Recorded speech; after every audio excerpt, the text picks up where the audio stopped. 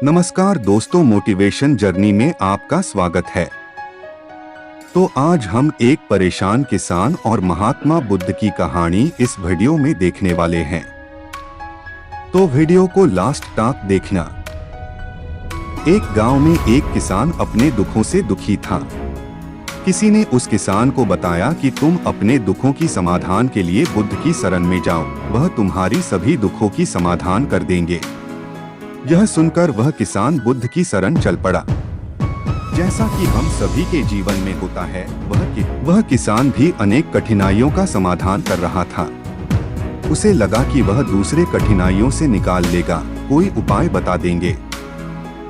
वह किसान बुद्ध के पास पहुंचा और उसने बुद्ध से कहा, हे बुद्ध, मैं किसान हूँ, मुझे खेती करना अच्छा लगता है, लेकिन कभी भी वर्षा पर्याप्त नहीं होते और मेरी फसल बर्बाद हो जाती है।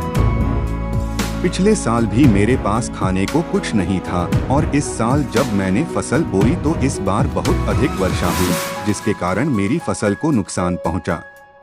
अभी भी मेरे पास खाने को पर्याप्त नहीं है। बुद्ध उसकी बात शांतिपूर्वक सुनते रहे।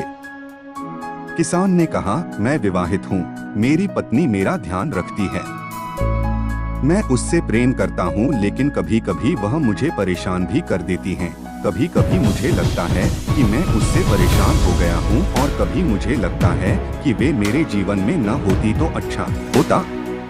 मेरे बच्चे भी हैं, वे भले हैं, पर कभी कभी वे मेरी अवज्ञा कर देते हैं और कभी तो वे मेरी बात नहीं मानते, तो मुझे ऐसा लगता है कि मानो वह मेरे बच्चे ही ना हो। किसान ऐसी ही बातें बुद्ध से करता गया और एक एक करके अपने सभी घटनाओं को बुद्ध को बताया। उसके जीवन में बहुत सारे समस्याएं थी। बुद्ध ध्यानपूर्वक उसकी इन समस्याओं को सुनते गए। बुद्ध ने एक शब्द न कहा और वह बताता चला गया।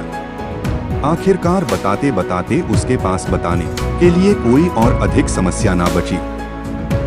अपना मन हल्का कर लेने के बाद वह चुप हो गया और प्रतीक्षा करने लगा कि बुद्ध उसे कुछ बताएंगे, लेकिन बुद्ध कुछ भी ना बोले।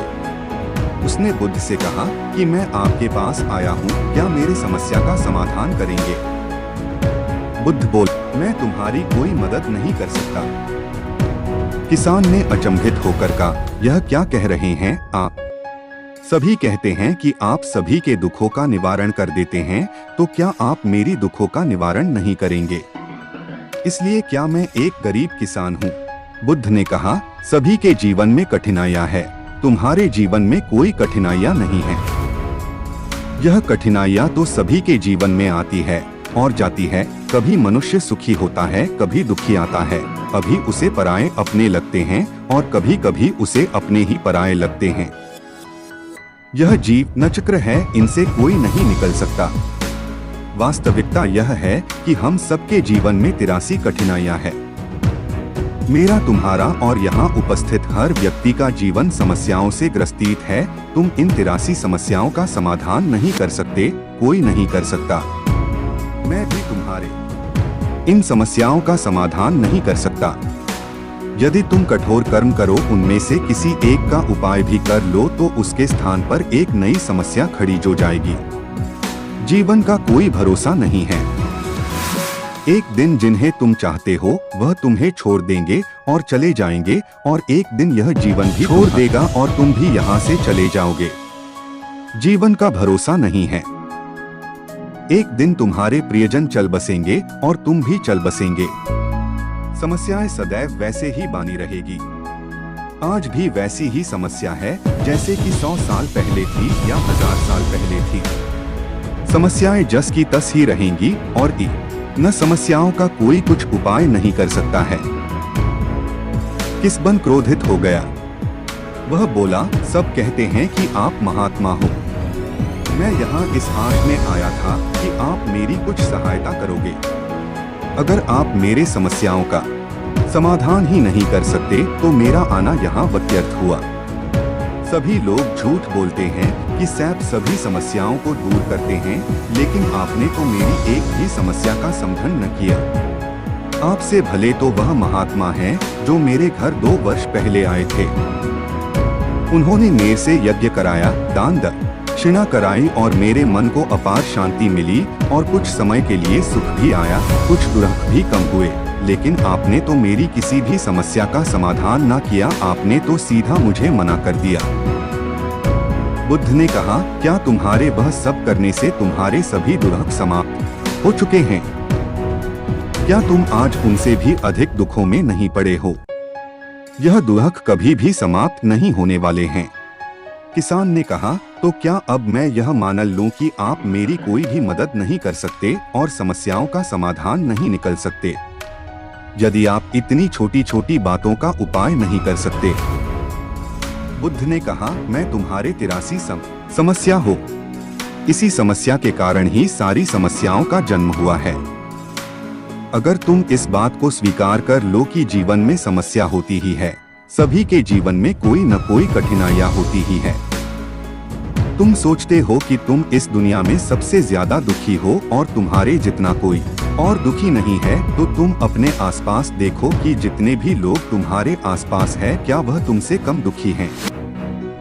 तुम्हें अपना दुख बड़ा लगता है, जबकि तुम्हारे आसपास रहने वाले सभी को अपना दुख बड़ा लगता है।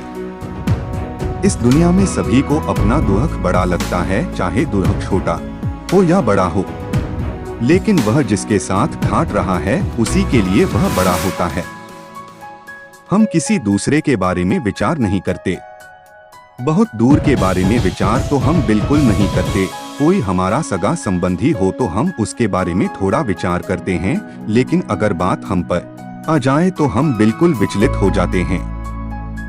अपनी जीवन में कोई समस्या ना होने पर या सुख होने पर हम दूसरों को उपदेश देते हैं कि ऐसे करो और वैसे करो तो तुम्हारे जीवन में सुख आएगा।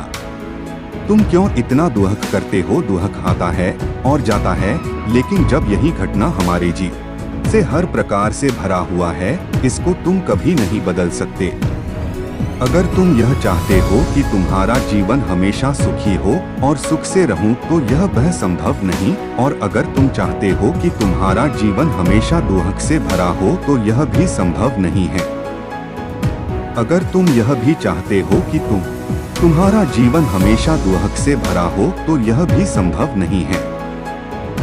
अगर तुम यह भी चाहते हो कि तुम सुख और दुख से ऊपर उठ सको, तो यह संभव है। सुख और दुख को आने से हम रोक नहीं सकते, लेकिन सुख और दुख का हम पर कोई प्रभाव ना हो ऐसी व्यवस्था हम कर सकते हैं। तो मैं तुम्हारी 84 समस्या का समाधान कर सकता हूँ, बाकी 83 समस्याओं का समाधान मेरे हाथ में नहीं है। अगर तुम चाहते हो कि तुम्हारी जीवन में कोई समाया ना हो, तो तुम्हें इस बात को समझना होगा कि जीवन में समस्याएं आती ही हैं, हमें उनसे विचलित नहीं होना। वह किसान बुद्ध के चरणों में गिर पड़ा और बोला, हे बुद्ध, इतनी छोटी सी बात मैं आज तक समझ ना पाया। आपने इतनी छोटी सी बात को मुझे सरल शब्दों में समझा दी। इसके लिए मैं आपका बहुत बहुत आभारी हूँ। अब मैं जीवन को पूर्ण रूप से जीऊंगा और कभी सुख और दुख के फेरे में पड़कर अपना जीवन बर्बाद नहीं करूंगा। उम्मीद करते हैं दोस्तों कि आप सबको महात्मा बुद्ध की यह कहानी, गौतम बुद्ध और किसान की कहानी जरूर पसंद आई होगी। अगर आपको यह कहानी पसंद आए तो आप हमें कमेंट के माध्यम से बता सकते हैं और अपने दोस्तों के साथ भी शेयर जरूर कर सकते हैं। धन्यवाद।